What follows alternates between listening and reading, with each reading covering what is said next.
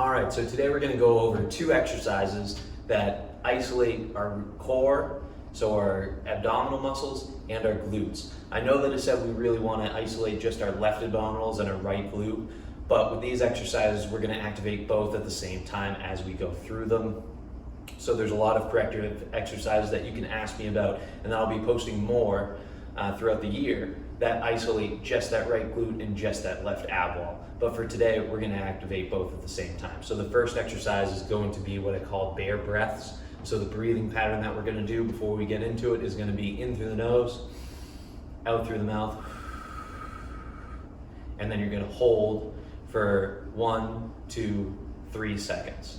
So when we out breath, our diaphragm is relaxing and our diaphragm inserts up to our lower part of our ribs. So when it relaxes, we're going to make sure we depress our ribs down, and we're going to think about tucking our pelvis, our front of our pelvis, into our stomach. So, and again, we're going to be on all fours, and after the second out breath, we're actually going to move more over our wrists.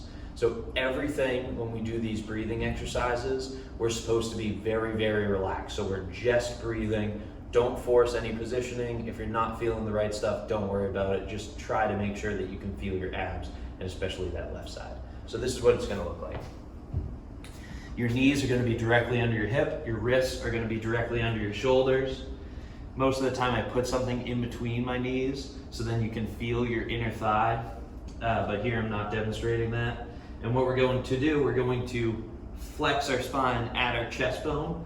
So get a little bit of flexion through our thoracic spine. And then we're going to breathe in through our nose and out through our mouth.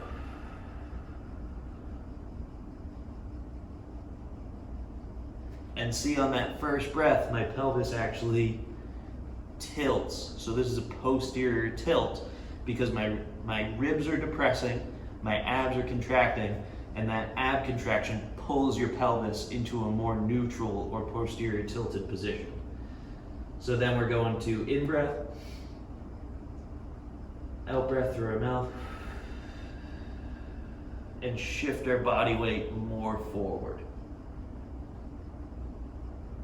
And we would typically do around 10 breaths in this position. Then you can relax and then you can do a second set of it. But that is the bear breaths exercise. All right, so these next ones are called backward stair ascents. So we're just basically walking up the stairs backwards. So we're gonna do the exact same thing that we did with the bear breaths. So for positioning, we want to out breath, depress our ribs down, posterior tilt our pelvis, and then we're going to walk up the step and then get up the step and then stop on that step. And then with your other leg, go up another step. So what that's gonna look like, and I usually, whatever side I go up, so if I go up with my right leg, I reach, or with my left leg rather, I reach with my right arm and then step up. And then I'm going to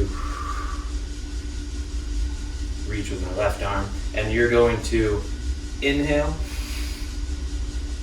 exhale to step up. Inhale, bring your leg up, exhale to step up. So what you're feeling with this is when your heel goes up, you are actually internally rotating. You're getting that nice big glute stretch, and then you're going to contract it all the way up as you go into hip extension, right? And you're going to contract it all the way through, and then you're going to go up, stretch out that glute, and contract it all the way up. Go up, contract that glute, and contract it all the way up. I like to do about 5 steps each leg, take a little break, and then 5 steps again. When I do these exercises, I do the bear breaths first, and then I'll do the second. That bear breaths is kind of like a reset for your abs, and you'll get your pelvis in the right positioning. And now that you have that reset pelvis and abs, you can come and utilize them in a more dynamic fashion. So these are the backward stair ascents. So I wanted to make a video that goes over what I was trying to describe in my article. I know we got very deep into the weeds, so I wanted to give a visual representation of what I was trying to say. And as always, if you have any questions, I know that this is pretty heady, but please feel free to reach out, because there's a lot that goes into this and I'm just going over the basics. But I want you to know, because this does affect most lower back pain is because of this pattern. Everybody falls into this pattern. Some of us fall into a little bit different patterns, but it all is because of this one pattern that I'm about to describe. And there's different ways of attacking it based off of how you're showing this pattern. And there's a lot of different correctives. The correctives that you just watched are very good, but there's a lot more specific ones that I'm going to go over for the rest of the year in my Wellness Weeklies that you can try that combat this pattern and try to get you out of it.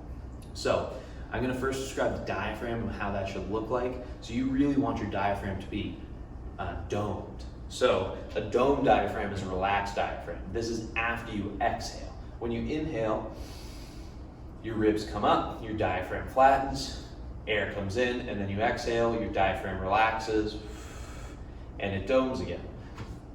So your right side is more domed than your left, and that's due to your liver being on your right side, helps that right diaphragm dome, and your right diaphragm is just bigger, and your left lung is better at bringing in air because it's bigger than your left.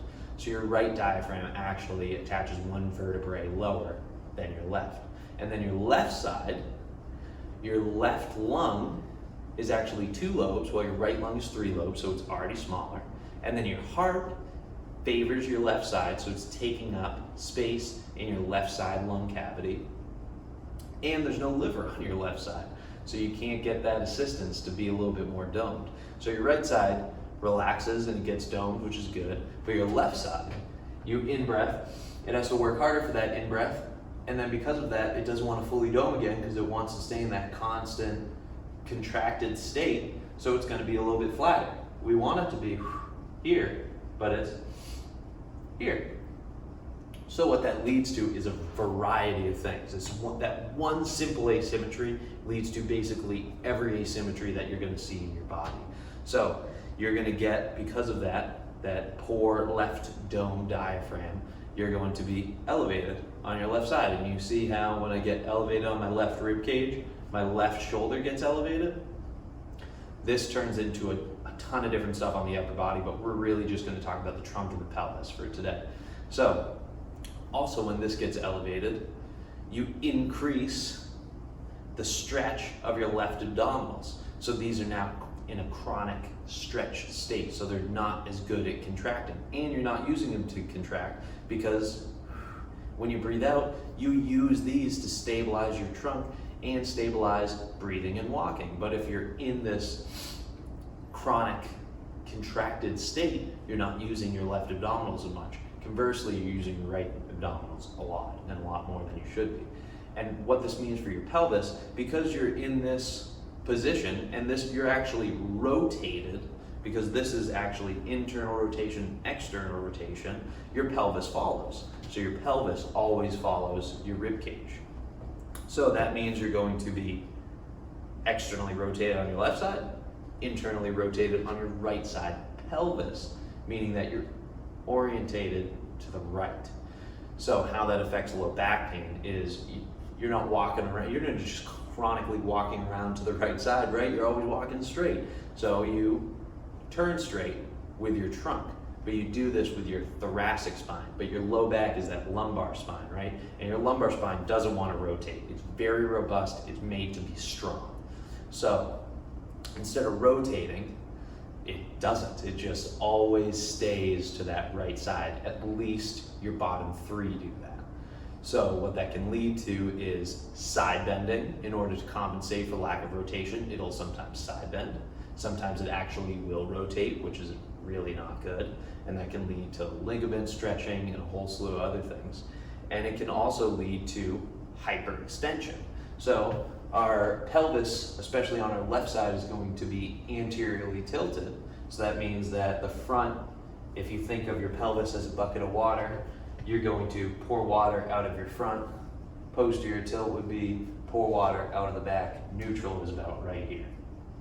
So you're going to be anteriorly rotated. Anterior rotation of your pelvis leads to hyperextension of that low back, and that can cause a lot of low back issues. And also because we're now in this position and now we're facing straight and we're internally rotated on the right side, we're actually in what's called right stance. So when we talk about gait, you go from stance to our left leg would swing into left leg stance into right leg swing. But because we're in this weird pattern, we're actually always in right stance and left swing. So that means that we're always in the state of our right hip being a little bit higher, left hip being a little anteriorly rotated. Our front of our left leg is always going to be almost in this constant contracted state. So our left hip flexors, everybody talks about hip flexors, right? Your left hip flexor is going to be really, really tight. And your internal rotators, so your adductors and things like that on your right side are really robust. But your external rotators, your glute, is not. It actually has a tough time contracting. And that's where our right glute comes in and our left glute comes in, right? So I say focus on your right glute, your left abs. This is why our right glute doesn't work. So how that affects low back as well is because this right glute is off, we can get a hip hike on the right side, and that hip hike is going to lead to side bend of the lumbar spine. And that's why I asked, when you get low back pain, is it on the right side? If it is, you're not alone. 80% of the time it is, or it's bilateral, meaning on both sides, and that can come from hyperextension, whatever. And there's different ways to combat both. How this affects performance. So you're good at internal rotation on your right side, especially because now you like living here in a chronic state of internal rotation. When you come to neutral, this is actually for you sort of externally rotated. So you buy yourself even more internal rotation, right? So that's good for your backswing, right? And same thing with your left side. You can externally rotate really, really well. But when you go to externally rotate on your right side and you want to use that glute, A, your glute's inhibited, and B, external rotation's inhibited. You don't have a lot of external rotation on that right side. And then on the left side, you don't have a lot of left internal rotation on that left side. So, but most importantly, your right glute doesn't work. So if your right glute doesn't work, A, you can't get a powerful external rotation and extension, so you're losing out on swing speed. And B, you're gonna have to compensate somewhere because you have to externally rotate to swing. So you can do a lot of things. You can slide, or you can do the chicken wing. There's a ton of different things that you can do just because of this one thing. And you can ask your golf professional about how different ways to combat that and make your swing effective in this pattern. But my job is to get you out of this pattern. So again, how this affects performance, not only swing, right, with your pelvis swing speed, and not only inconsistencies, but now you have to think about your trunk, right? So our trunk is now affected, most specifically our abdominals. When we're coming through, we can't use our glute because it's not powerful, and we're using our right side abdominals to drive power, which is great, but our left side abdominals, they're not there to stabilize. We need those left side abdominals to stabilize as we're rotating so fast to the left.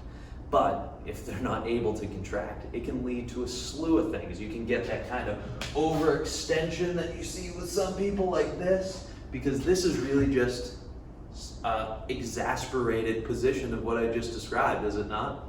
Right? I said that we're all living here. This is just exasperated, but you just moved your club at 80 plus miles an hour, so this is not that far off to happen.